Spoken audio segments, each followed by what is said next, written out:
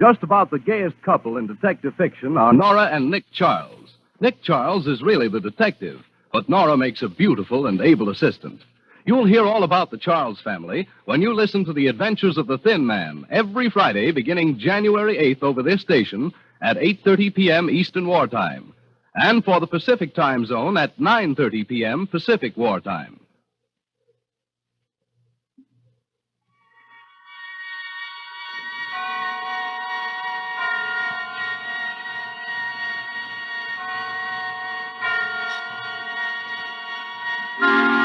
Suspense.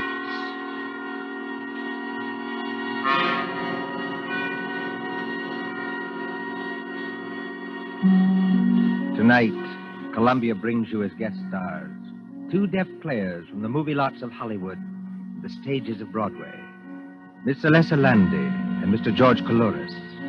They are here to spend with us a half hour of suspense. Suspense is compounded of mystery and suspicion and dangerous adventure. In this series are stories calculated to intrigue you, to stir your nerves, to offer you a precarious situation and then withhold the solution until the last possible moment. Tonight, for instance, Miss Landy plays for us an agreeable young lady who is on the trail of some hot money. And Mr. Coulouris plays for us a disagreeable young man who may or may not know more about the money than he says.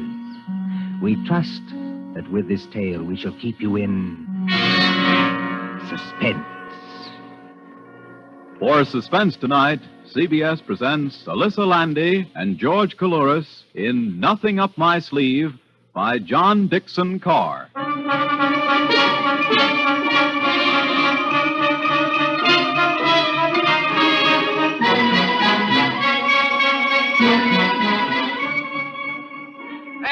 Extra, read all about it. Shark Morgan caught. Extra, read all about it. Shark Morgan caught. It's New Year's Eve, remember? Times Square is celebrating. The fiery lights flash no longer, but the crowds are still the same. Thronging, jostling, singing, drowning out a voice at the street corner when it says, Fatal gun battle at Jamaica. Read all about it. Fatal gun battle at Jamaica. Read all about it. But would that cry perhaps reach as far as a large and sedate country house some 20 miles from New York? Out there, the earth is sealed up with snow. The white pillars of the house rise up high and ghostly against it, showing no outward lights. A lonely house, this mansion in Fir Woods. Just the place for a murder, I've always said.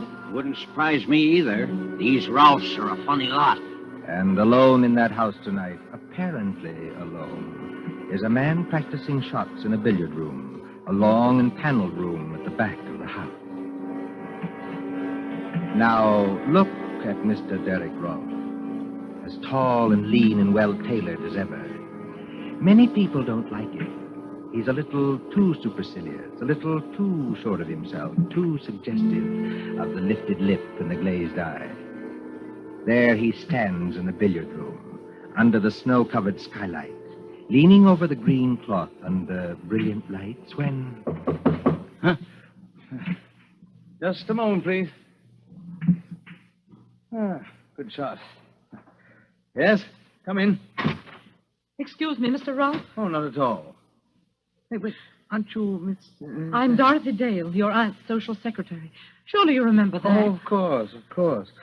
Forgive me for forgetting your name. You surprised me, Dorothy. Yes, I thought I surprised you a little. No, I mean you surprised me by being in the house at all. Why? Why? Well, this is New Year's Eve. Shouldn't you be out getting drunk and blowing cardboard horns and doing the other fantastic things that people do? I haven't much heart for that tonight. Please, don't become emotional, Dorothy. I detest emotion. If you're shivering, go over by the radiator. Mr. Rolfe, may I ask you a question? Of course. Did you ever feel sick at heart? Huh? Physically sick, I mean, so that your insides turned over and you couldn't get your breath and... Did you? No, I can't say I did. May I move you aside for just a moment? Thank you. Not bad. Can't you guess why I came here to see you tonight? No. Because I'm in terrible trouble, Mr. Rolfe. Desperate trouble. And I think you can help me. I can help you. How? For one thing, you're making quite a name for yourself as a lawyer. Yes, that's what others have told me. For another thing, do you know a man named Shark Morgan? Shark Morgan. Shark, did you say? Mm-hmm. Shark Morgan. No, I'm sure I've never heard that name before. You ought to know him. He's a little dark-faced man with most of his upper lip cut away in a knife fight so that you can see all his teeth. That's why they call him Shark. Oh, he sounds like an unpleasant-looking person. He is, or was, a ghastly-looking person. You don't know him? He's not a client of yours? No. I don't believe you. Just a moment, Miss Dorothy Dale. I must put down this cue and say a few words myself. Please do. I don't want to be offensive to you, but it seems to me that for a paid employee of my aunt, practically a servant, you're taking a great deal on yourself. If you're trying to hurt me that way, you're succeeding. But go ahead. You come to me at 11 o'clock at night. You come rushing into this billiard room. Oh, observe, I call it a billiard room, though this is actually a pool table. Just as everything in life gets its wrong name. I entirely agree. Yes, but you agree about what? That everything gets its wrong name. Honest men are called thieves, and thieves are called honest men. Would you mind explaining that remark, please? I can explain it very easily. I'm engaged to be married to Jerry Winton. Well? Don't say you don't know who Jerry Winton is. He was in college with you. I played on our extremely second-rate baseball team with him, yes. You never liked him, did you? Liked him? I'm afraid I never noticed him. Jerry Winton works at City and Provincial Bank on 51st Street. He's a teller there. Does that mean anything to you? No. You see, it's not my bank. I was at the City and Provincial Bank yesterday afternoon. Yesterday afternoon, Mr. Rolfe, just before closing time. It was a dark day and the lights were on. There weren't many people in that big marble hall. I went up to Jerry's window, if that's what you call it.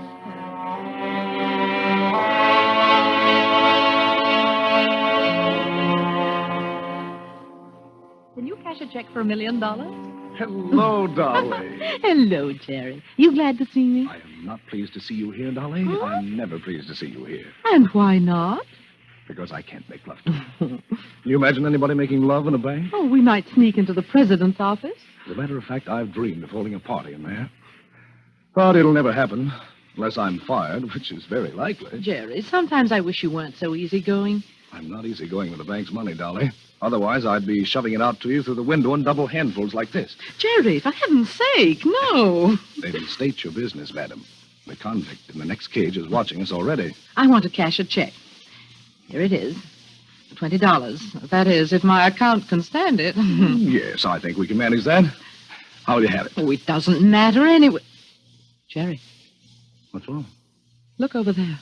Where? Over there by that marble table with the pens and ink on it. The little man with no upper lip to his mouth and all his teeth showing. Ugly-looking devil, I admit.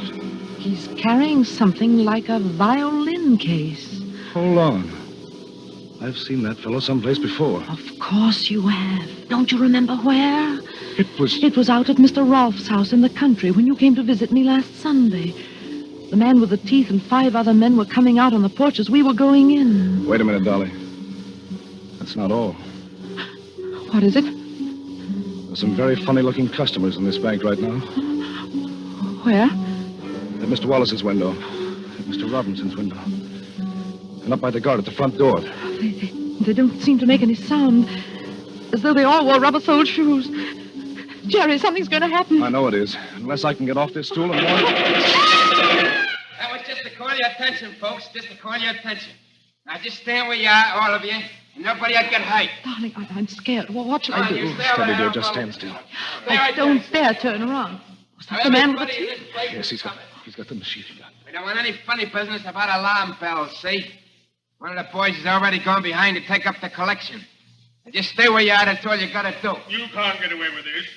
Oh, look, boys, here's a guy at the front with a nice mahogany desk and a plate with his name on it who says we can't get away with it. That's sure. Don't do it, Sean. That wasn't in our orders. So we can't get away with it. Oh, he's crazy. I hear somebody else talking. Jerry! Thought I heard somebody over there. Oh, it's you, kid. Move to one side of the window, Dolly. Move to one side of the window. Don't worry, kid. I ain't gonna hurt you.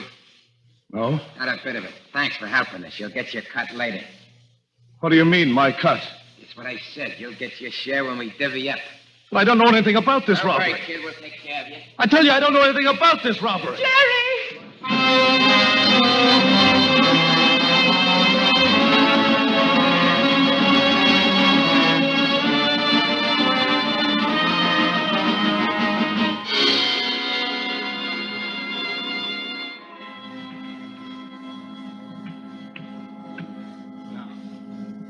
Six ball in the end pocket. Ah, got it. Are you listening, Mr. Rolfe? This Shark Morgan must have been quite a fool. I grant you that. He was a fool. He must have been crazy. But they've held Jerry at police headquarters just the same. Well, that's very unfortunate if he's innocent. You know he's innocent. I'm afraid I don't know anything about it. Don't you even know what happened today? Haven't you read the newspapers? No. The police trapped that whole gang in a Long Island farmhouse. There was a gunfight. Oh, is that so? Oh, no casualties, I hope. You hope? I must tell you again, Dorothy, don't be emotional. I detest emotion. The whole gang were killed, every last one of them, including Shark Morgan. So there's nobody to talk, nobody to tell. But As you were saying? they didn't find the money. What money? The stolen money. $88,000 taken from that bank, and yet the police can't find a cent of it. Shall I tell you why, Mr. Rolfe? Because it was passed on to somebody else for safekeeping. Oh, passed on to somebody else. That's what I said. Well, perhaps your friend Jerry Winton could tell us where it is. That's what the police think. Oh, can you imagine what he's going through tonight? Oh, it's not a pleasant way to spend New Year's Eve, I admit. Excuse me. But, after all, the late Shark Morgan did accuse Winton. Now, if he isn't guilty, why should Morgan accuse him? Meanness. I don't think I understand. Meanness. The sort of meanness that some people call a sense of humor. Morgan saw Jerry in this house. Oh, be careful, young lady. That's an actionable statement. I've already made it to the police, thanks. Oh, and did they believe you? No. They're a very intelligent crowd down at Center Street. And after all, your story isn't very credible. Why Huh? not? Well, Shark Morgan sees your friend Winton, sees him for perhaps 10 seconds coming out of this house, and then accuses him of complicity in a bank robbery. Now, is that very likely? Yes, very likely. If somebody put him up to it. Again, I don't understand you. Somebody deliberately told Morgan to accuse Jerry and get him into as much trouble as possible. Tell me, Mr. Rolfe, why do you dislike Jerry so much? Now that you mention that fellow, I can recall who he is. Thanks for condescending to. Yes, indeed. Why, he was the man in our class voted most likely to succeed. Now, let's see. Where did you say he is tonight? He's just where you put him. You're trying my patience to the very limit, young woman. And out in a Long Island farmhouse, there are 5 bodies full of bullet holes. 5 men who'll never speak again. And somewhere else, maybe not very far from here, is the man who engineered the whole robbery. Planned it and staged it and got his accomplices killed. My goodness, he must have supernatural powers. No Dorothy. witnesses, nobody to testify. Oh, if I could only find the money. $88,000, I think you said. If I could only find the money and prove who had done it and prove Jerry innocent and just for 1 second get past that devilish smug mask of yours that's driving me. Anything wrong, Dorothy? No. No, nothing at all. You've been following me round and round this table. Have you been looking at something? Only admiring your billiard room, that's all.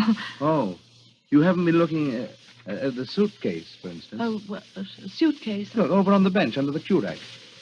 The suitcase that contains legal papers. I hadn't even noticed it. Mr. Rolfe, Yes, Dorothy? I'm afraid I've taken up a lot of your time and not done myself any good and made something of a spectacle of myself. Frankly, young woman, you have. Well, if you won't help me, you won't. That's that. If you don't mind, I'd like to go now. I suppose, my dear, I didn't choose to let you go. But why? Why shouldn't you? What harm can I do? Now, who was it? Was it Meredith who remarked that the last thing to be civilized by man will be woman? I think it was, yes. And, and a slanderous woman can do a great deal of harm. But I haven't done you any harm so far. We're have all I? alone in this house. There's not even a servant here. Now, if I chose to get between you and the door like this... Keep away from me. Oh, I'm not coming near you, Dorothy. I'm merely standing between you and the door. Now, I suppose you realize that I could turn very nasty if I like. What are you going to do? Do? Well, I'm going to open the door for you like this. I'm going to say, God bless you, my child, as befits a New Year's greeting. I'm going to show you out and wish you good night. You... Oh, you don't mind? Mind? Certainly not. You've got something to hide, haven't you, Mr. Rolfe? No. Nothing, young woman, that I can't hide. Good night.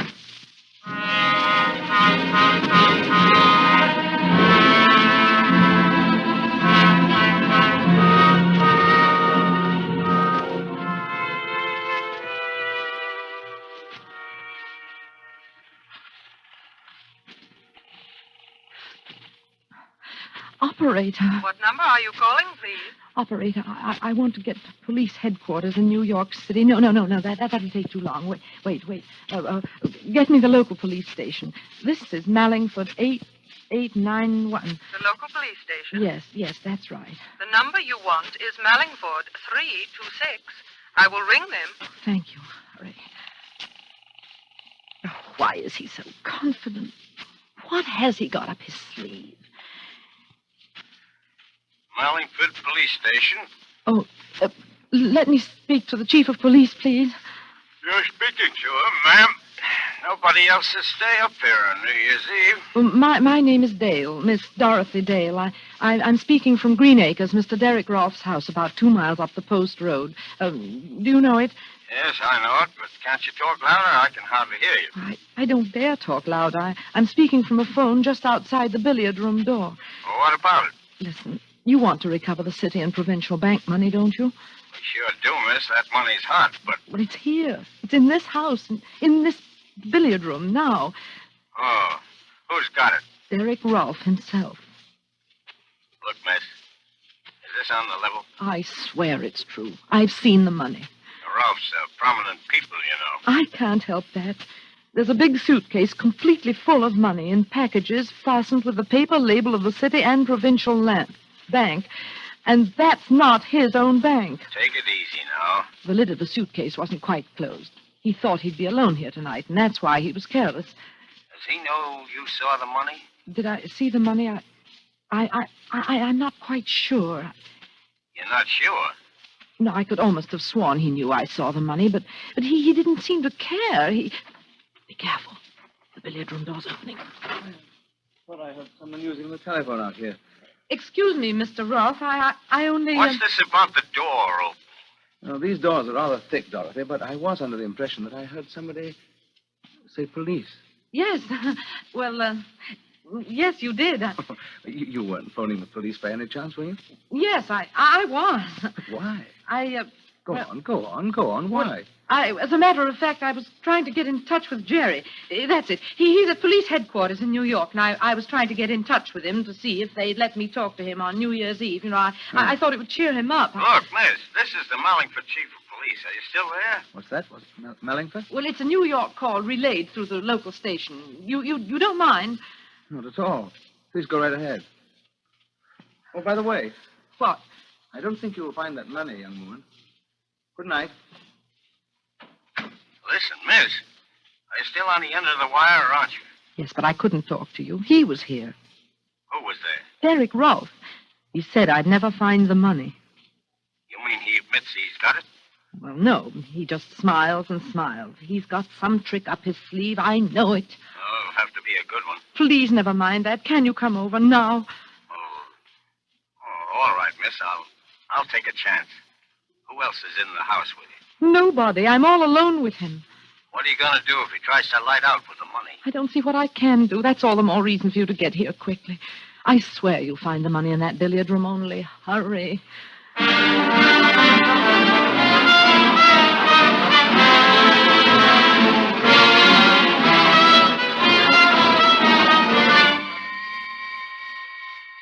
Five minutes.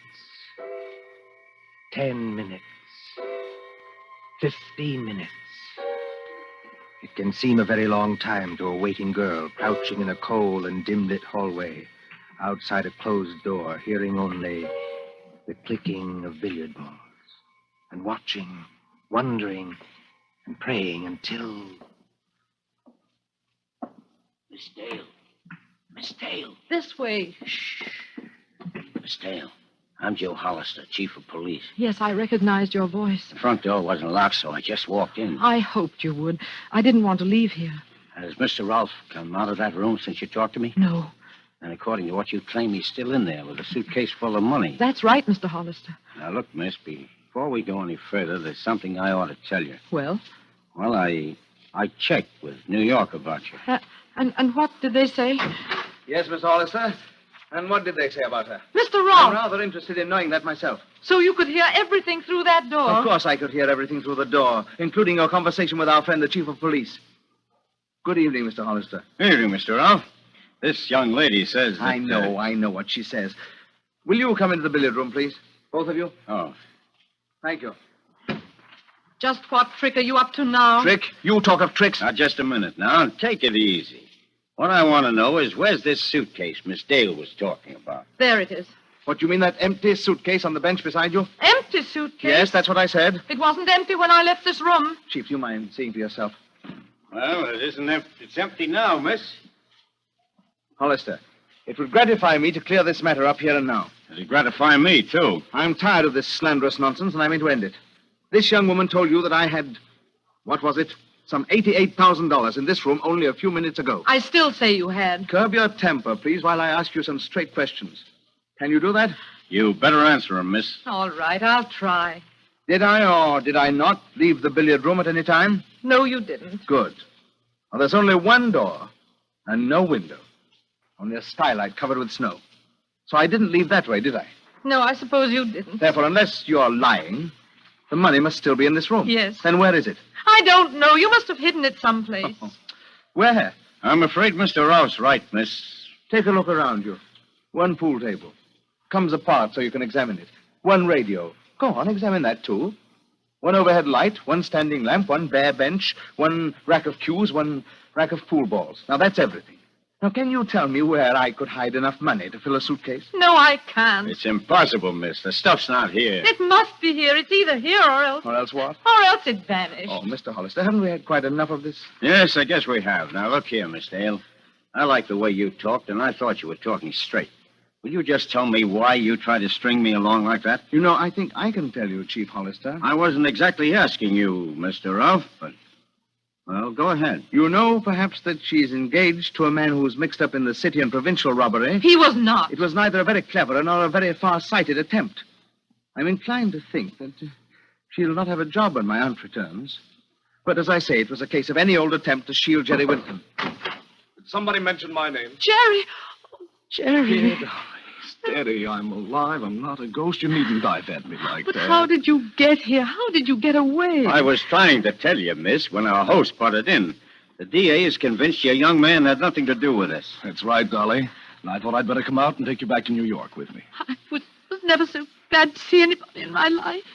Put your arms around me. Darling. I don't suppose you'd mind if I picked up this cue and went on practicing. Let's try the 8-ball all the way down the table. Come on, Dolly. It'll be New Year's in a few minutes. There's nothing to worry about. There is something to worry about. He's got the money, the whole $88,000. I know it. I'm sure of it. Only we can't find it. It's hidden somewhere in this room. As I said before, haven't we had just about enough of The this? chief of police there won't believe me, but it's true. I've heard a lot about that money myself. I'll bet you have, son. For nothing but hot money, hot money, hot money, and where is it, where is it, where is it, until I thought I was going off my nut. If I could prove Derek Rolfe had anything to do with this, I'd... Dolly, what's the matter? Mr. Hollister, Yes, miss? I think I know now where he's hidden the money. Well, that was a bad shot, Mr. Rolfe. You've made the white ball jump clear off the table. Well, there are plenty of others on the table. I tell you, I know where he's hidden it. Is it in this room? Yes. But where? In the pool table? In the radio? In some secret panel? No. You'd better speak up, Dolly. Has it ever struck you, any of you, that there is such a thing as an invisible piece of furniture? An invisible piece of furniture? You mean we can't see it? No, it's in plain sight. It's smack in front of your eyes. But nobody ever sees it. You can't see it now. We may not understand you, Dolly, but by George, Derek Rolfe does. Look at his face. Yes.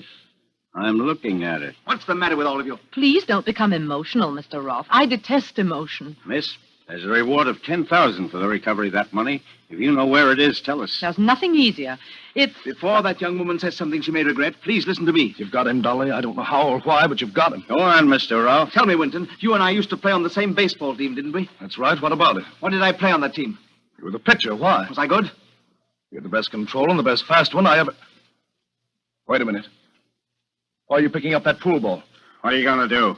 Take it easy, Mr. Ralph. You three are across the room from me. I have a number of rather dangerous objects on the table here, and I'll split that girl's skull if she says another word. Don't be a blasted fool. You think I can't do it? Well, does that convince you I haven't lost my pitching arm? You didn't even get a chance to raise that gun. No, you don't. Don't try to pick it up. I said it'd lie there on the floor. Get behind me, Dolly. You stay where you are. Move a step off first base and... Maybe you'd better listen to him, Miss Dale. Well, what are you going to do, Ralph? You can't keep us here forever. I don't propose to keep you there forever. I'm not so enamored of your company. Now, what's the game? Well, I'll make a bargain with you. Well? My car's outside with a little more gas than the state allows. Give me 1 clear hour to get away. Well, what do you say? I'm a cop, Mr. Ralph. I can't make any bargains with you. No? No, and I'm coming over there after you. And you'll compel me to start throwing. Down, Dolly, down under the table. You missed that one, Mr. Ralph. I'll not miss with this one. It's a shame to bust that cue rack, Mr. Ralph, but I'm still coming for you. You've lost your control, old son. You're done for. I tried this. That was the wildest pitch yet. Dolly, look. Don't get up, but look. What is it? The radiator, the steam radiator. It's knocked the whole thing sideways. Did you ever see that happen to a radiator before? Of course not, because it's a dummy radiator. Dummy radiator. Yeah, I got you, Ralph. I'm not too old to handle a bird like you. You haven't even got a search warrant. I'll take a chance. Well, what was that about? A dummy radiator? Yes. Look. Look here. It's got a little oil burner inside to make it give out heat. Yeah? And there are hinges at the back to form a lot of compartments where you can hide as much money as you like. I saw the hinges when he told me to go over to the radiator, but I didn't guess what they meant. It's really a safe that never attracts attention because nobody ever notices it. And the stuff's here, all right. There, Mr. Hollister. That's what I saw in the suitcase. I told you there was a $10,000 reward for that, miss. Oh, did you hear that? Turn on the radio, Jerry. Go on, turn it on. Welcome in the new year. Didn't you tell me, all of you, that the money was hot?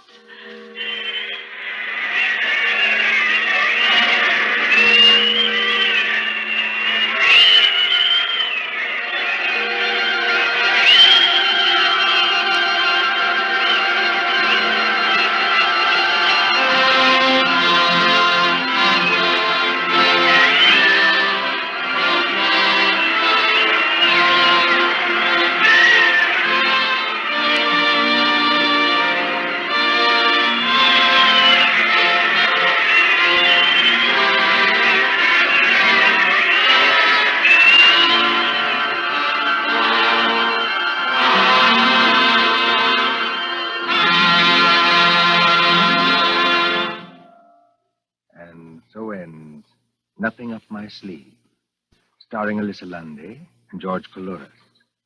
Tonight's story of Suspense. Columbia presents these tales of mystery and intrigue and dangerous adventure for your relaxation and enjoyment. Next Tuesday, there'll be another in this series. Same hour. 9:30 Eastern Wartime.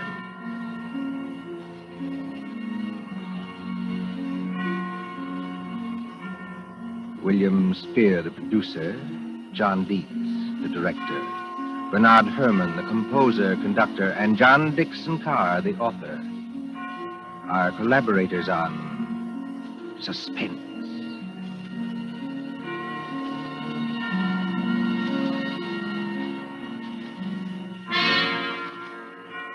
This is the Columbia Broadcasting System.